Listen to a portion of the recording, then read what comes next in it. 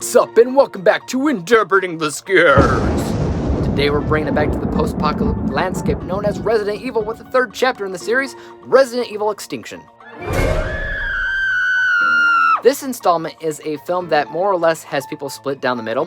When I originally saw it all those years ago, I actually preferred it over most of the others because it was really one of the only films to truly feel post-apocalyptic, and most importantly, it felt like an actual zombie movie. Even to this day, there's things going on in this film that I love, but a lot has occurred in the last 13 years since this film's original release. So has my experience changed? Let's find out my thoughts on this threequel, and let's get cracking. This review is brought to you by the word of the day, threequel, the third in a series of literary works, movies, etc. Resident Evil Extinction finds Alice in the middle of a post-apocalyptic landscape. After the failed containment of the T-virus in the previous film, the infection quickly spread across the entire planet, killing most living creatures and even clouded sources of clean water. Sand now covers the entire planet, burying once thriving cities into something long forgotten. On the road, Alice runs into a number of other survivors that learn of a city in Alaska that may be free from infection, and so they fight to live to see it. Meanwhile, the evil Umbrella Corporation is conducting insane science experiments on the living dead to see if they can't train them to carry out their every wish and command. If successful, an evolved zombie may actually rival Alice's own superhuman strength and reflexes. Okay, so one of the biggest things that impressed me about this movie the first time that I saw it was the production design as a general rule. For the first time in the series, it has felt like a real post-apocalyptic zombie story.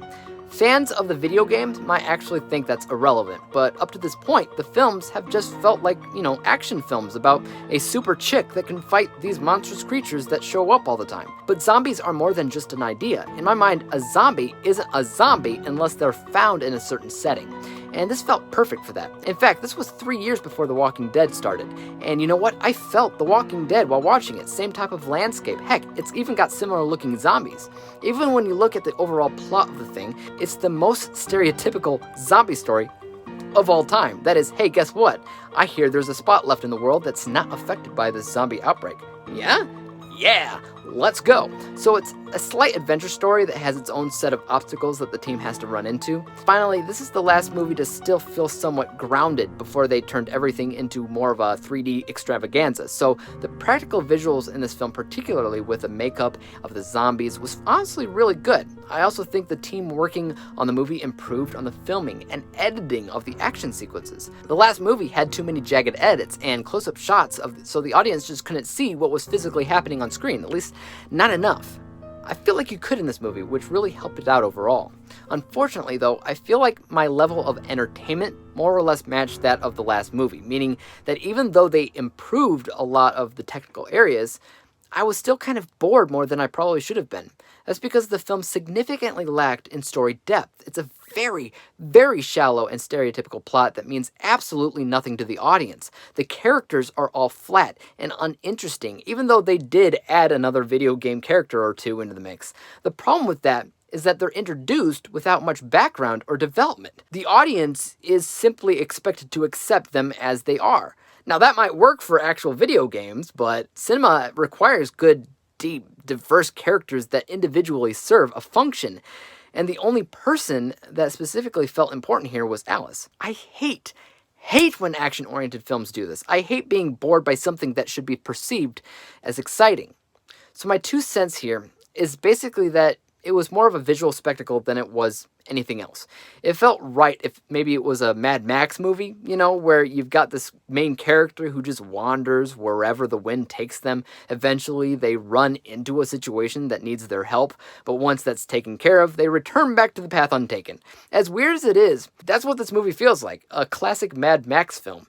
But it doesn't so much fit as much with the other Resident Evil films in this series. Let's go ahead and break down my final rating for a second. From a purely unbiased and technical perspective, this movie is better than the previous 2 films. When you watch the film, it's light and day, it's pretty.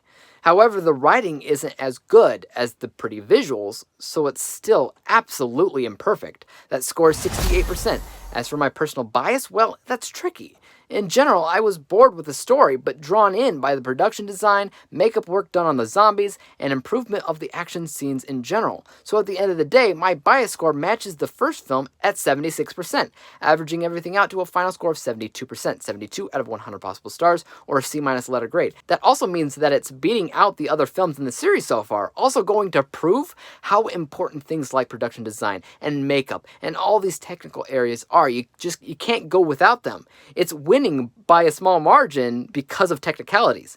We'll see how the rest of the movies fare soon enough. Until then, guys, let me know your thoughts on Resident Evil Extinction in the comment section down below.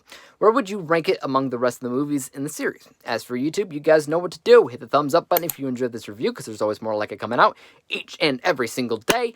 Hit the subscribe button and bell to be notified when I come out with my next Resident Evil movie review, Afterlife. And until then, guys, peace out! Dave examines movies we just watch for fun.